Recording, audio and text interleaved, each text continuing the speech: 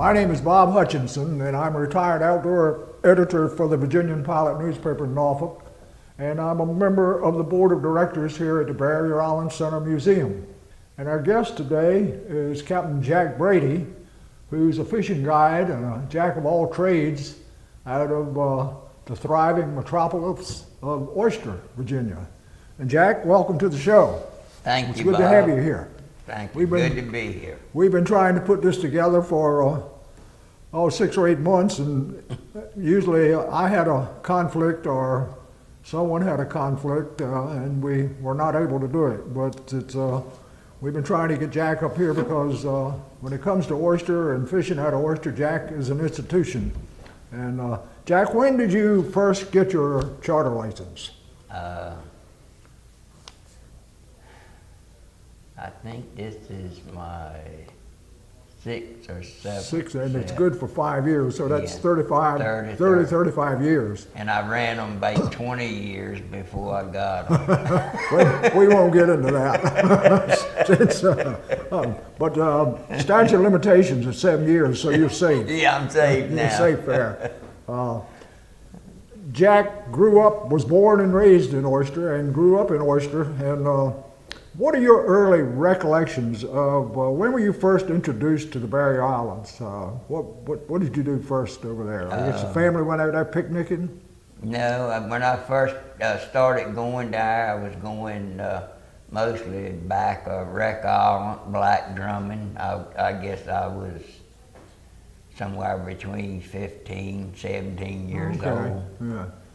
And you graduated now from Northampton High School, and your life's ambition, I guess, was to work on the water. Yeah, wherever I could make a living for my family. Yeah, and it was good in those days. It was, yeah. It's changed considerably, Oh, as you know. How long did you work on the water? I got married when I was 20. I don't know what year that was, but I worked on the water until Bayshore started building the first bridge. Right. Then I went down there. I worked till they completed that, and worked a little longer. Then I got tired of it. I quit, went back on the water. I did that about 5 different times. Well, you ended up working for Bayshore Concrete Products for several years. Yeah.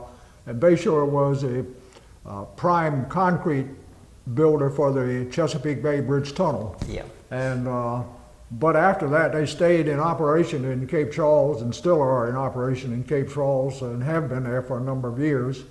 And you didn't really want to leave working on the water and give that up, did you? No, sir. No. And why did you give it up? Well, it just got some time down there that you couldn't get along with the bosses. Right. And I figured the best way was to leave for a couple of years and come back. Every time you come back, you get more money. Yeah. How about when you were, is this when you were working on the water or at Bayshore? At Bayshore. Bayshore. How come you left, gave up working on the water? Well, that would get tight. You know, you couldn't sell this and you couldn't sell that. What did you primarily fish for or try to catch when you were waterman? Waterman, well, when oyster season come in, I caught them, and I caught clams, and I gill netted the American shad for Right. 12, 15 years, I guess. That started usually about the middle of January and went till April before they would leave. And then by that time, it was time for summertime work on the Now, water. did you gill net out in the ocean or inside? Inside. And now, of course, for years you haven't been able to gill net inside, and the rules and regulations have been changed. Shad are not in good shape. What was your real primary source of income in those days? Was it oysters or it was just a combination of it everything? was combination. In the summertime, I would carry fishing parties Okay. when I could get one. And if I couldn't, if it was peeler crabbing by hand on the water, I did that. If it was clamming, I did that. Wading, scratching, signing, whichever way you could get them. Yeah. And whatever was going on during that season was where I made my money. It became increasingly, I guess the biggest thing was the demise of the oyster industry on the seaside, bayside as well as seaside, but particularly between the barrier islands and the mainland. Oysters just went to almost nothing. And do you think they'll ever come back? I know they're coming back some, but do you think it'll ever be like it was before? No, I don't, Bob. I don't think that the oysters will ever get up as plentiful as they were when I first got married. Yeah. How about the clams? Now, the clams have held up pretty well, haven't they? Well, the big clams, I think it's quite a few of them. But as far as the rocks where you used to catch the little clams on, just about all of them in the low flats is covered over with sand. And everything on them is smothered. Huh. Did you ever crab pot or peeler pot? I tried crab potting 1 year. Every morning I had to chase them down where the wind would blow them away. Yeah. And I told my wife, I said, if I catch enough pay for them, can sell them for what I got in them, I don't never intend to pull another pot, not even for a crab to fish with. Jack, you caught, you're famous for being a tarpon guide. You caught your first tarpon, I looked this up, in 1968. Were you fishing with Claude Rogers then? No, I was fishing with Buddy Gaines and another guy from Annapolis, and we were shark fishing. Oh, were you? So it was an accident. Yeah, we were fishing right down inside of Wreck Island.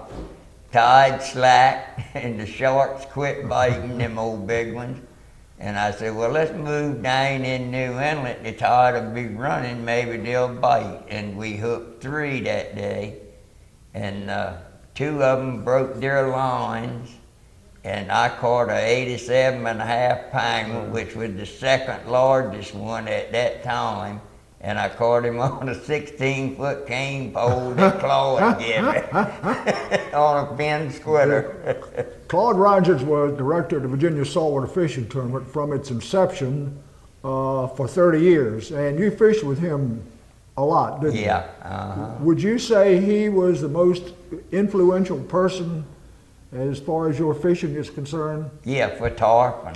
But he was always a big help to you. Yes, sir, for everything. And did you fish a lot? You obviously did before you ever caught that tarpon. I mean. I did a lot of drum fishing. Was there anybody, your father or grandfather or uncle or cousin, anybody that was influential in getting you interested in fishing, or was it just something you grew up with? Well, my granddaddy, he did a lot of fishing when he lived up on 600, what we call Moore Hill. Right. They would row out to, they call it Cove Spit, and catch big trout, come in, drag them out to Eastville Station, and he told me to use sell them for $0.25 apiece. And I guess that's where I got it from him, because I used to go with him and my Uncle Walter Brady a lot out there in the channel when I got big enough to go with them. You haven't been on all the islands, I'm sure, but you've been on most of them. What is the biggest thing you see changing as far as the islands are concerned? The biggest thing I see, Bob, they're pushing back into marsh. Yeah. They're just washing straight backwards. They're filling up guts that used to have beautiful big oysters in them. And I mean, they're never going to come back out no more because the whole creek fills right up from one end to the other with sand. Then grass grows on it. Jack, you have probably, it's probably been maybe 350 tarpon caught in Virginia since I think Claude Rogers caught the first one on purpose in 1955. I heard there was a report that somebody fishing for something else, maybe sharks, had caught one out of Watch-a-Prig. I don't know where he caught it, but he was out of Watch-a-Prig in 1929. How has the tarpon fishing changed? You probably caught, if there have been 350 caught, you caught at least half of them, or people with you Yeah. have caught at least half of them. How has the fishery changed? Is it hot every year, or is there any correlation you can see with that and the weather? Or does it change with? Well, Bob, to me, it seems like, well, like one place, Claude told me about after he took, I don't know what his name was. It was the big heavyset guy that made movies for outdoor sportsmen. Yeah. I think it was outdoor sportsmen, but was up there 219. Right. They used to be thick enough there to walk on, and the last 2 years, I haven't seen over 5 fish there. But a guy from Delaware, he caught 5 there last year, he said. I don't want to give away your fishing secrets, but I don't want to, no matter whether they're from Delaware or North Carolina or Ohio, you can't believe everything a fisherman tells you. No. I'm sure you've seen that more than one time. Did you ever fish up at Gull Marsh? That's another place that was hot at one time. Yeah, I've been up there. I don't know what that buoy number was, but it was on that turn. I think it was 204. Is that on what the it was? Intercoastal Waterway. I fished up there, and I have been up between the marshes where Right. that channel Right. is, but I ain't never caught one there or even hooked one. I've been there several times lately and haven't seen any at all in that whole area. Yeah, I know And, Charlie Johnson said they hadn't seen none up there last year. Yeah. Tarpon fishing will never be a big thing on the Eastern Shore, will it? It don't seem like you can get them interested in it like they do down there in Carolina. Which, you know, I don't guess you can expect it to get as hot as it is in Florida. But it looks like up here it would be just as valuable as down in Carolina, where in that place where they fish for them at. Yeah, that's at the mouth of the Neuse River down in Carolina, and I think that's tapered off too. It's not like it's not as hot as it used to be. Do you see fluctuations in the number of tarpon from year to year based on any kind of weather condition or? No, I mean, you know, it's just some places they're not as thick as they were when I first started and stuff like that, but other places, it seems like me, they're thicker. More of them, yeah. I mean, I guess it's quieter or something. How about the drum fishing? You've been a leader in surf fishing for big red drum, or as everybody wants to call them now, redfish. We used to call them channel bass, and but now more and more people call them redfish. How is that compared to the way it was 20 or 30 years ago? Well, I believe that's going to be on the rise a whole lot this year, because last year, spring and fall, 29 to 32 inch fish were thick, with no little ones. You couldn't catch a little one to keep. But anything 29 inches up, some days 2 or 3 of us would catch 35, 40 of them a day mixed with the black one. They call them beach blacks. And, Yeah. And they're really good to eat, aren't They they? Are you a are. big fish eater? Do you like to eat fish? I don't eat that much, but he is good. Yeah, the little ones up to 20 pounds are not Yeah. bad. Not bad at all. What is your favorite kind of fishing when you go to fishing just for the pleasure that it gives Jack Brady? What do you like? Speckled trout fish. And the way the speckled trout have shown up on the seaside in the last 8 or 10 years Yeah, it's remarkable. has been a pleasure to you, hasn't It it? has. Yes, sir. It's really been a pleasure. What's the biggest speck you ever caught yourself? I caught him with Claude and One used to run Paul, that doctor's daughter. Oh yeah, Charlie. Charlie. He was 8.5 pounds. I caught him up to the Smith Beach. At Smith Beach, yeah. That's where I caught him at. It's been a good place. Do you take many charters for speckled trout? I've got. Has it increased? Yeah, I've got about 8 or 10 that I carry now, Bob, and some new ones calling, but as I told Hill, I got to watch them with my hotspot. Well, that's the problem when you're a charter guide, no matter where you're a charter fishing guide, that if you get a reputation for success, people are going to follow you, watch you with spyglasses and everything, and it's hard to get away from it.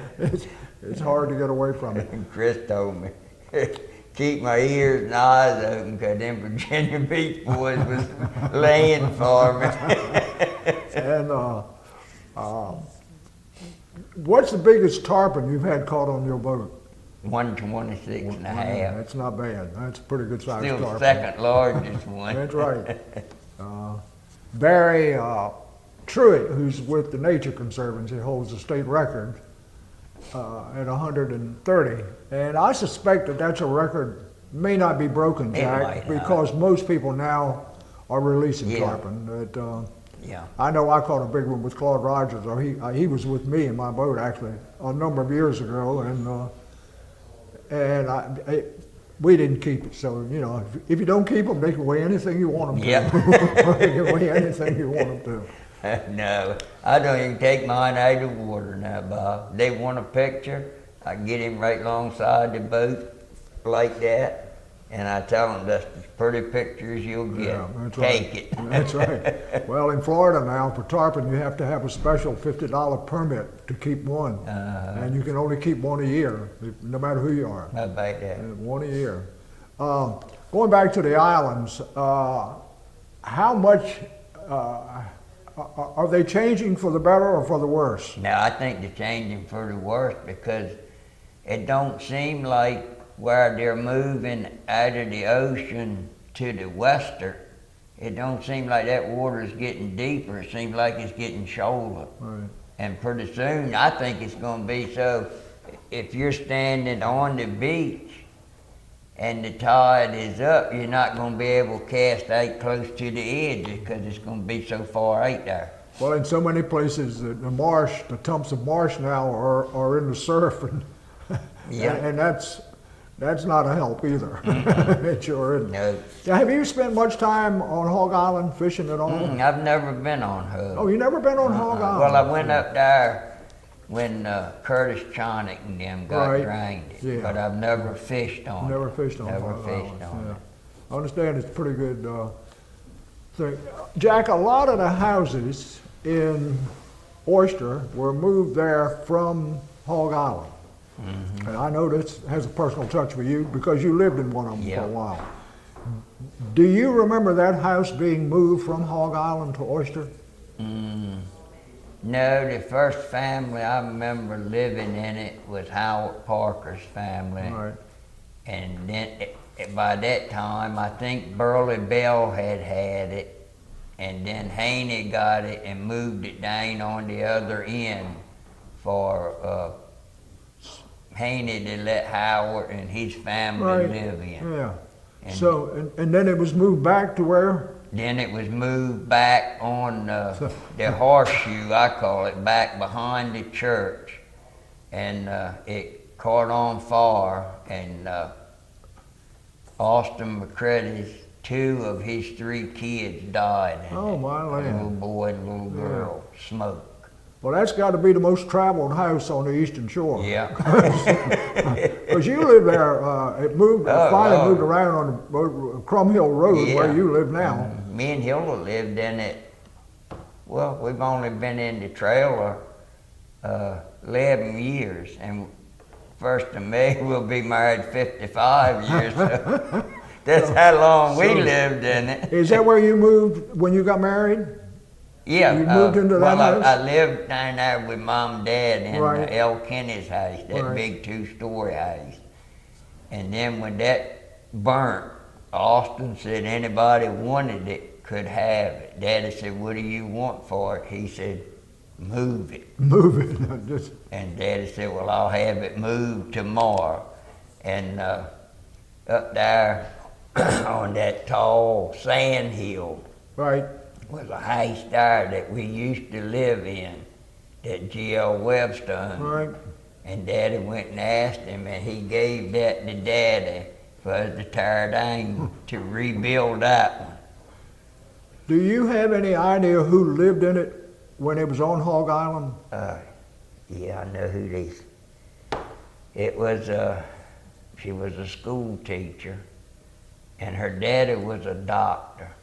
I think she was from New York. Okay. And he built that one room thing just for her to stay out there on the island in the summertime. I'll be darned. And now you have lived, it's been gone now for 11 years, you say. Mm-hmm. Was it torn down and thrown away, or? Yeah, we tore it down, took it up on the. How many other houses in Oyster that you know of came from Hog Island? I think Miss Virginia Simpson's come from Hog Island, and I think they said her mother or sister's house. And they're the only ones, Bob, that I remember hearing anybody say it. And then the Sunday school room at the Oyster Travis Chapel Church was the church on Hog Island. I've heard them say that. I think that's pretty well substantiated. So, but I mean, it was moved there following the '33 hurricane, is when some people had moved off before then, but that was the real crowning blow that chased just about everybody off of Hog Island.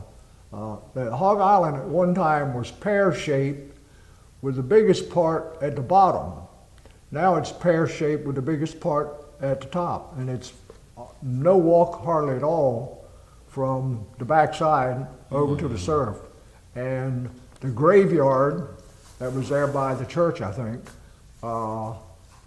is completely washed away. Claude Rogers had some pictures of the graves being washed in the surf, and we've looked for them to display here at the museum, but we can't find them anywhere. But we haven't stopped looking. We're still hurting. Which one of the islands are you most familiar with? Which one do you? Ship Shoal or Wreck. Okay. Because I fish out back of Wreck all the time. I fish off back of Godwin, and then I'll go further south sometime fishing, but I do that out of the boat. Right.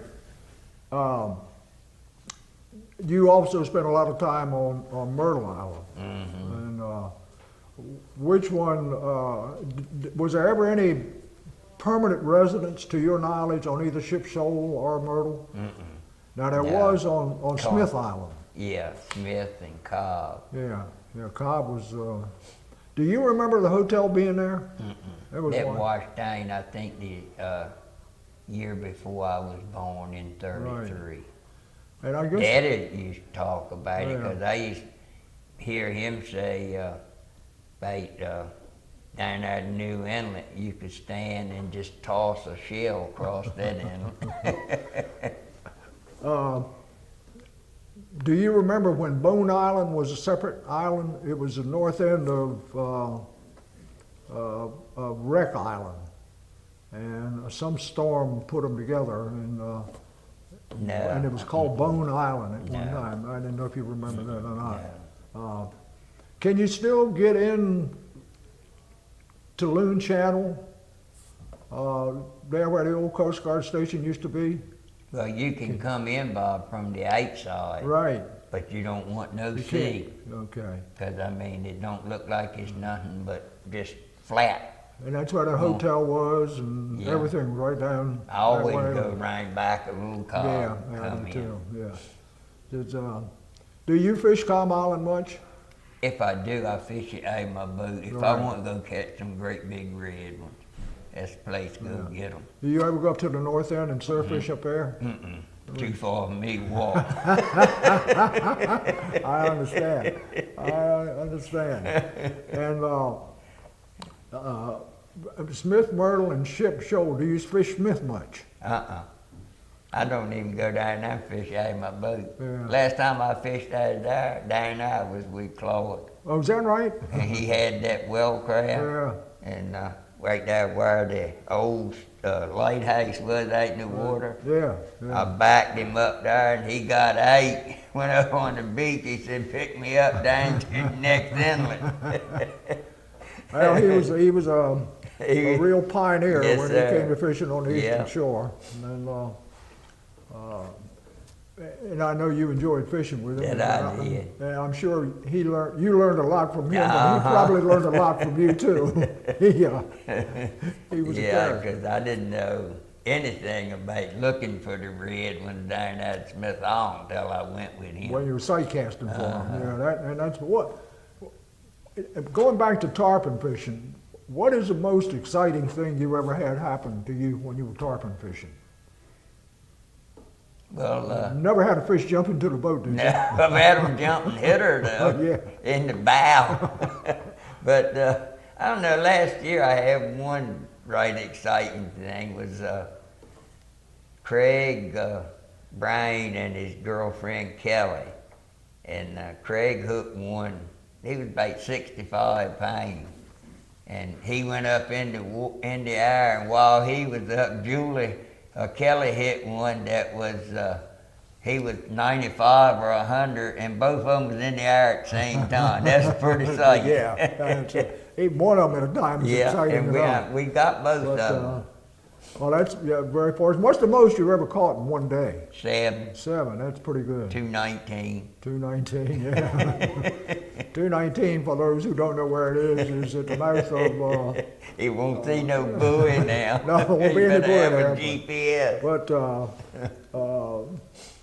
But it's where the old intercoastal waterway, which has been rerouted, and it's why there's no buoy there anymore. But it's at the mouth of Cedar Creek, just outside of Oyster, and it was a hole there that was very good for tarpon fishing Yes, for sir. many years, many years. Could walk on them there, all right, almost.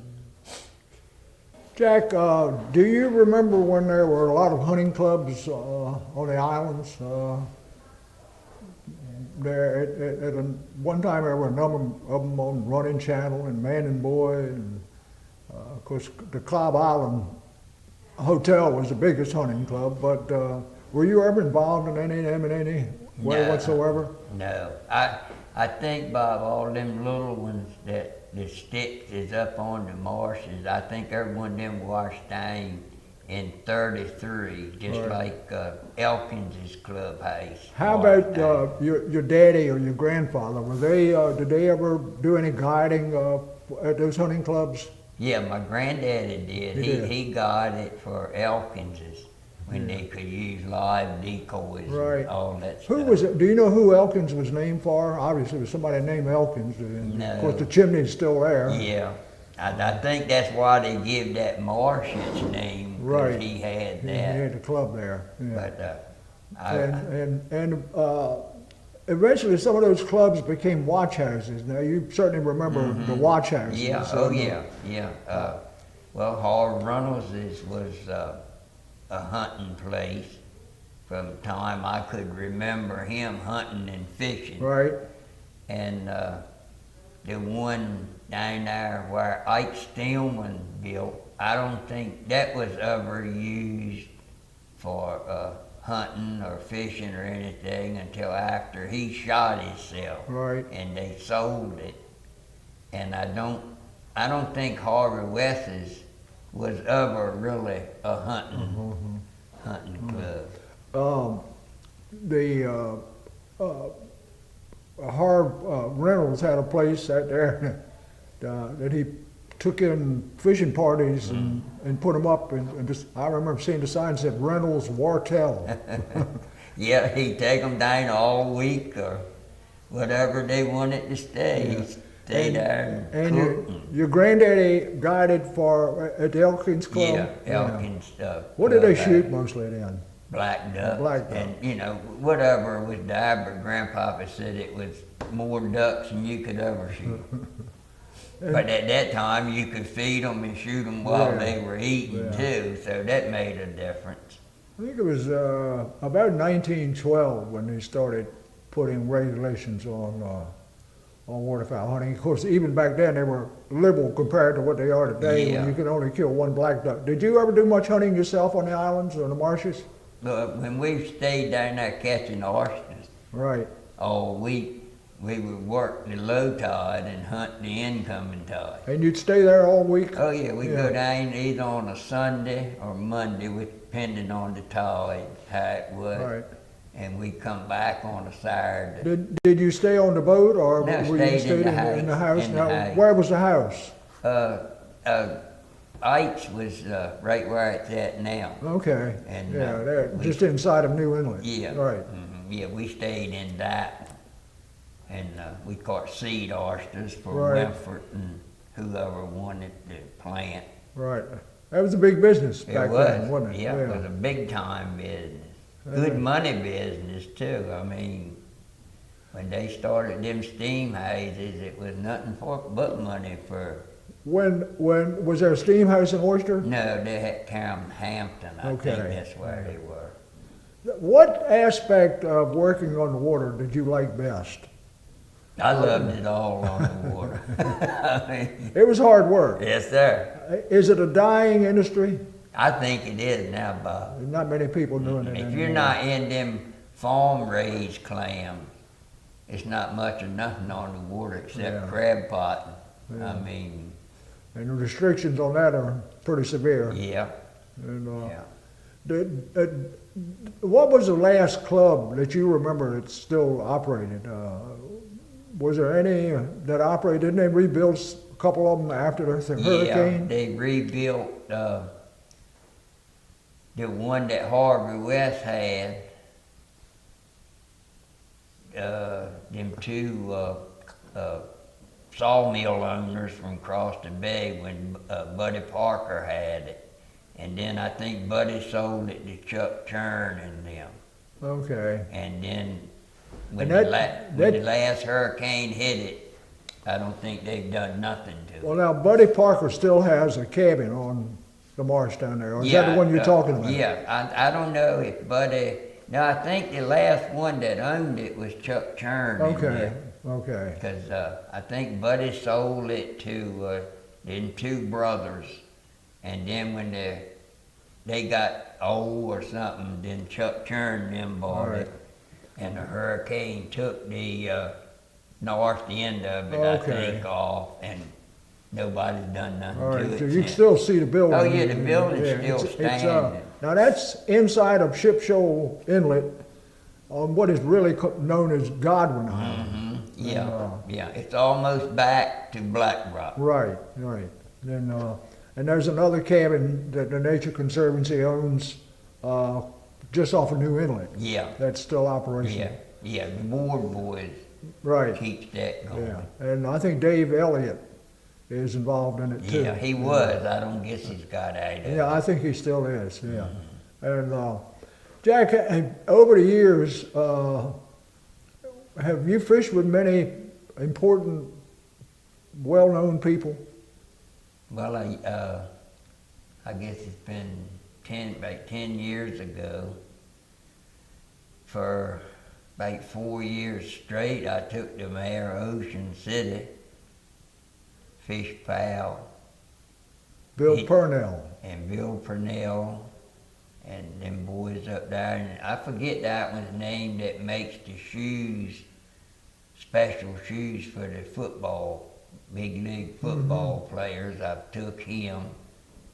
And Hugh Cropper, he's a pretty high class lawyer up there. Right. I took him.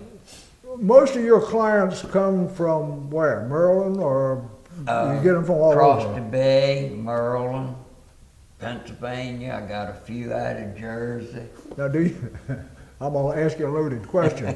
Do you have some places that you take the people from Maryland that you don't take the people from Virginia Beach?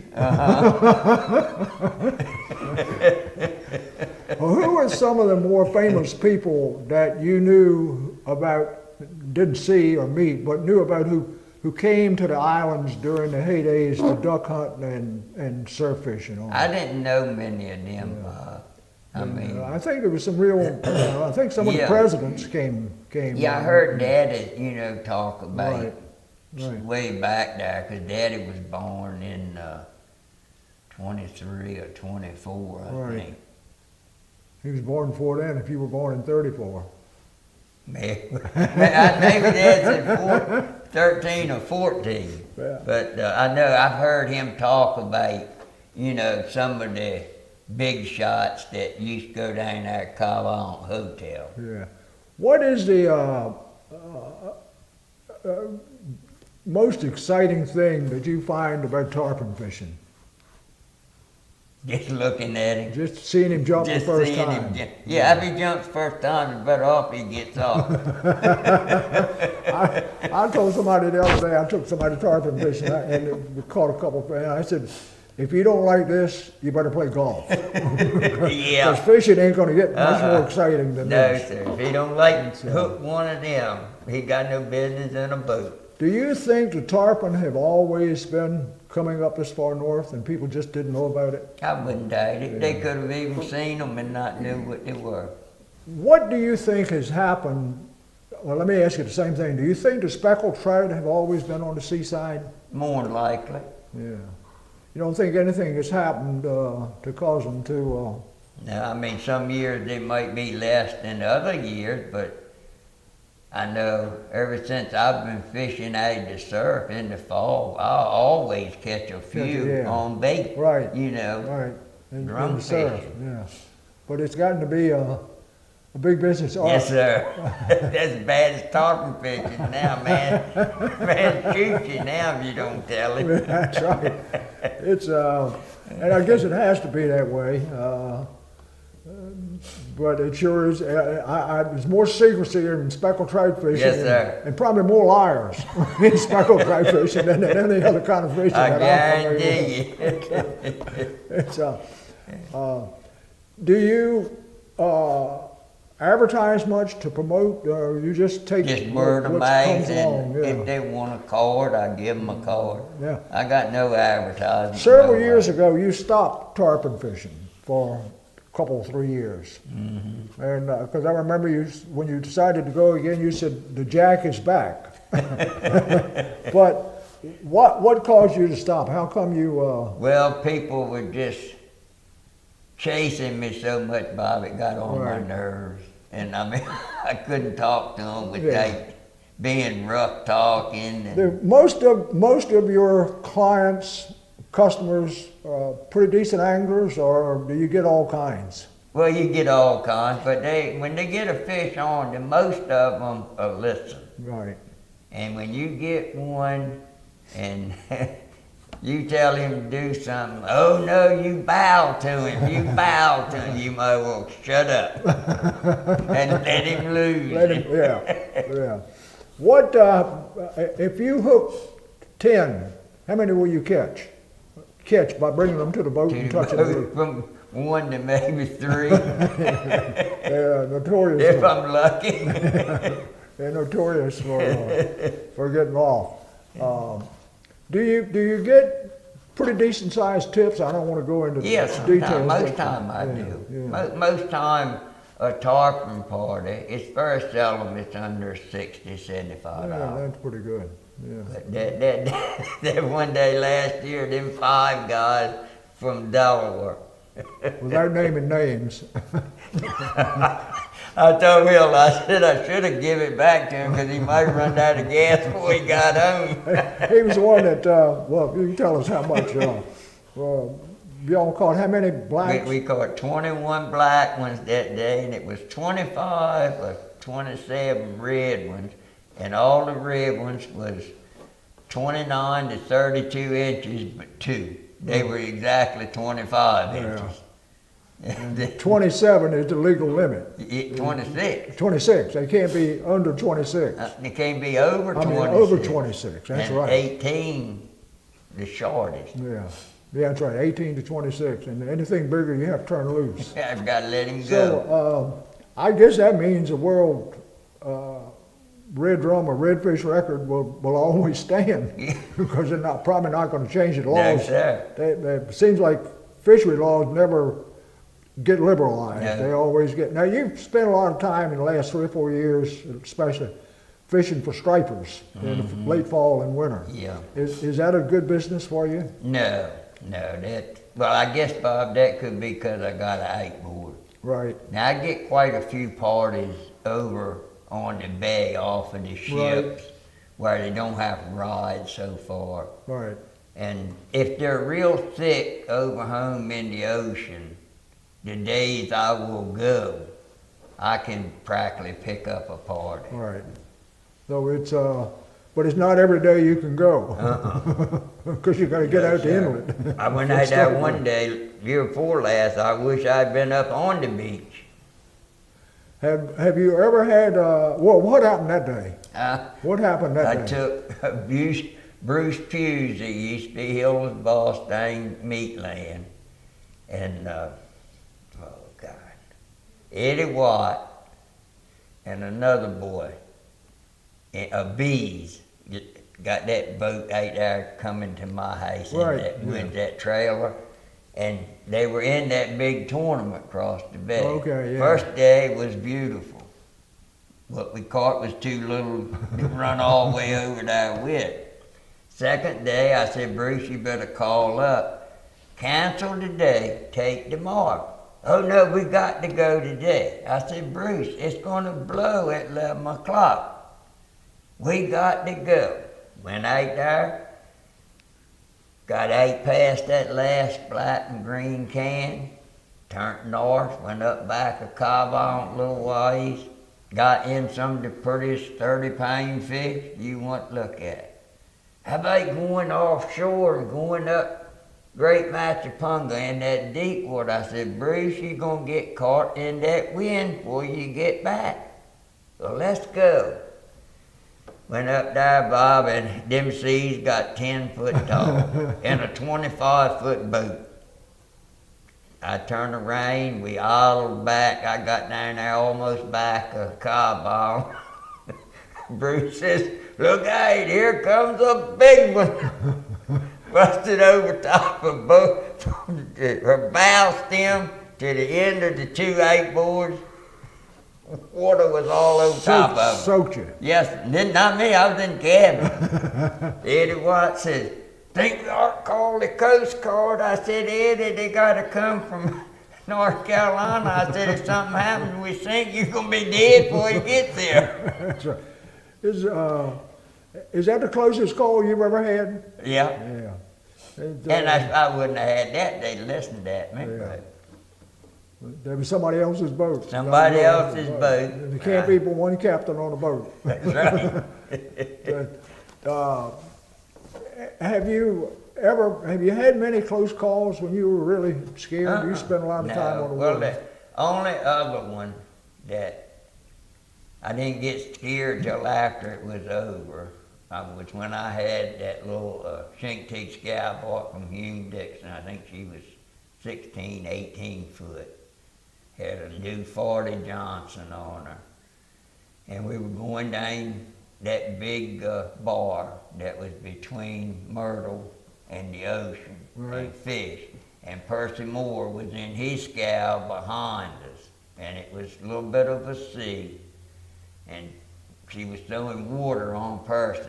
Right. He slowed the motor down, walked up by to get his oilskins, and she opened herself right wide open and did like that, and over the side he went, gumboots on.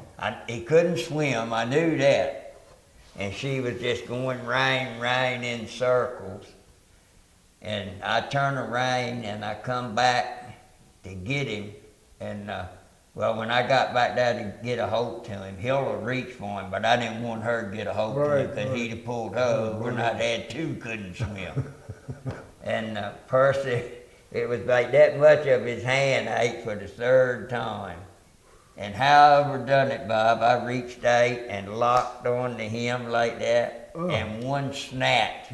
He was in the bottom of that shindig, but I couldn't have done that. But, and that was the only thing saved him, because when she made her next turn, that wheel come right around right where I pulled him out of the water. And we stayed there till she flipped the tank upside down and pinched the hose and cut off.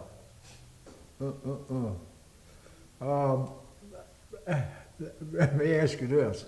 Have you ever run aground on the seaside? More times than I can count. And still do it.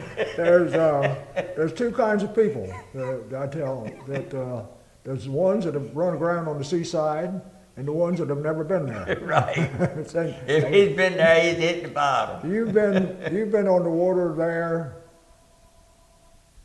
a long time, but you still run aground. Yes, sir. Why? Because I don't pay no attention half the time. But part of it also is it's filling in. Yes, filling in. Yeah. Yes, sir. And that's gonna just keep on going. And I guess it's been doing since the beginning of time. But you almost have to learn it new every year. You got to. It's like I tell them, when I go down there to go on Myrtle to surf fish, when I get to the mouth of Minkown Creek, I slow my motor down and I bring her right up to where the wheel is almost to the top of the water, going in the mouth of Minkown Creek, because it's filling up. Yeah. And if you go in that wide open and the tide ain't up enough, you're going to hurt somebody. Yeah. Because when she hits on that sand, she definitely ain't going to slide. No, they don't slide much. And how about South Bay, which is the main big bay down there back of the island? I don't have much trouble with South Bay, because if I know the tide ain't up enough to go straight across, I'll always, when I get out there where the boys got them steaks, crab pot, and I'll go over toward Malcolm and then make that swing to go out. And usually that's pretty safe that way. It's filled in on the east side more than it has on the west side. Do you remember when the Cushmans had the farm down on Hog Island? I think that may have been. I don't think I remember that, but I remember when they were down there and had that amphibian duck down there in that barn. I remember that. So they were still living there? You know, not year round, but they would come and stay a while. And how about when they moved the Coast Guard station from Cobb Island to Oyster? That was a big event, wasn't it? That was a big event. Did you go ahead and follow them in or anything? Were you involved in it in any way? No. Did you watch them load it on the barge at Cobb Island? No, I watched them bring it down and start to unload it that night, you know, and then I went to the house. That was a big thing. Oh, I bet. Was there a lot of people around watching it? That whole parking lot was full. Oh, I'll bet it was. Just packed full. I bet it was. Have you ever had anybody become sick for one reason or another when they were fishing? I don't mean seasick. I know I'm sure you've had people get seasick, but have you ever had anybody get sick while you were? I had what was he? I don't know if he was a doctor or a lawyer. They were 4 big shots from Richmond. And that was his own fault. He was eating a sandwich and he had I never will forget it, a red delicious apple. And he bit about half of the side out of that and he started choking. Oh. And had to give him that honey. Did you do it or somebody else? The other doctor grabbed him before I got that to him, but he couldn't breathe. I mean, I'm sure. He was in bad shape. The doctor told him, "You're a doctor." I think he was a doctor too. You're a doctor and you do something like that? How about, do you have many people get seasick? Not too many. Well, one's enough. You get one person seasick on the boat, you're liable to get 2 or 3 more going at the same time. That day I think it was last Either last year or year before, I took a rock party the last day and it was supposed to blow. And we took them in Lloyd's 25-foot stagger crab. Right. But that day, about 11 o'clock, I was offshore and I started going in circles. And I worked inshore. and it caught us. Have you ever been seasick yourself anywhere? Hill says I ain't got sense enough to get seasick. She said, people ask her, she says he ain't got sense enough to get scared or seasick. Well, it's I'm sure it's not hard to get scared on the water because if you spend enough time on it, something's gonna happen. Sometime. Something's gonna happen somehow. Oh. But that day we were right there, and a sea come over the bow of her. That bow line been laying up there 3 years. It went overboard and I didn't see it. Got in them twin rotating wheels. Ooh. And then I found out the girl was a schizophrenic or whatever you call it. She went berserk. Huh. I had too seasick. Lloyd was so nervous he was sick. She was a hooping, a hollering, and a screaming, and me and her daddy was the only two in our right mind. Well, I told Lloyd, I said, Lloyd, you keep your eye on her while we try to get this rope out. I said, them two that's seasick, they might feel like they're going to die, but he ain't going to die. He'll make it to the dock. But if we don't get this rope out, we may all die. We didn't get it out. Oh, you didn't? I had to get Coast Guard to come get us. Oh, did you? Would you anchor or? Well, I was almost to Carter's bar, and the Coast Guard told Lloyd when they called, anchor right where you at. I said, Lloyd, I'm not going to anchor on this bar. These seas are going to get bigger here. I said, all we got to do is drift over on the west side of it and we'll be in 20, 25 foot of water. We'll anchor there and all he's got to do is go right up back of this bar, right to Mike Sand Light. Right. They come and got us. One of the Coast Guard boys got in the boat with us. And he turned around, he started running southeast. I said, Day, he's not going to pull us all the way to Cape Jaw with it this rough. Oh no, he's going into Oyster. I said, well, what's he going back offshore for? He fishes out here. He knows where he's at. I said, no. He don't know where he's at. I said, because he could have went straight up to that green light up there and went in the inlet.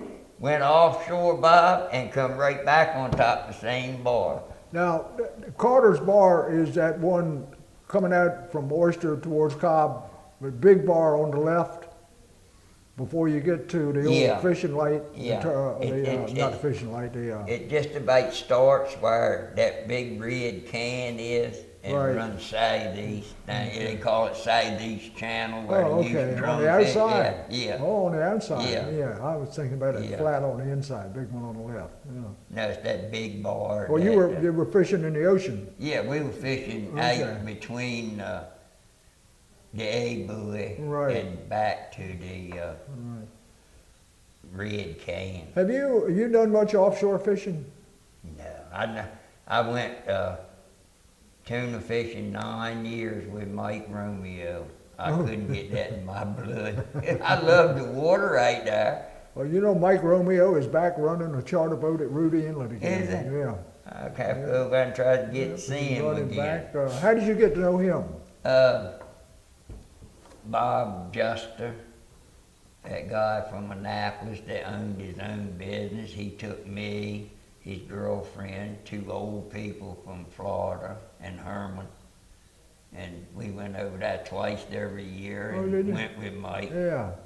When they had the marina tournaments, most time Mike won them every year. Yeah, he was good. He was very good. He'd tell the mate, sit down if you want to, all of these are licensed captain. Did you have to go to Baltimore to take the test to get your license? Or no, I took it in Norfolk. Yeah. Mm-hmm. Did you just study a home course, or how did you No, I went up to Nancock and studied under Will Langston. Oh, yeah. He I didn't realize he was doing it over here. Wonder if he still does. I don't know. I mean, but he was good at it. Yeah. And the license is good for, I think, for 5 years. 5 years. Yeah. It's a lot tougher now to get it. Yeah. A lot tougher. See, I got mine when it was that granddaddy clause. Right. All I needed was the inland and the ocean. Right. Right. Now you got to know everything. You got to know everything. You have to go through drug tests Yeah. and very strenuous physical, and you have to have decent hearing. It's tough to get a license now. But gosh, some of the old timers wouldn't be able to make it now because they couldn't even read and write. No. And yet they, if you're going to go offshore with anybody or enter the boat with anybody, that's who you want to go with. But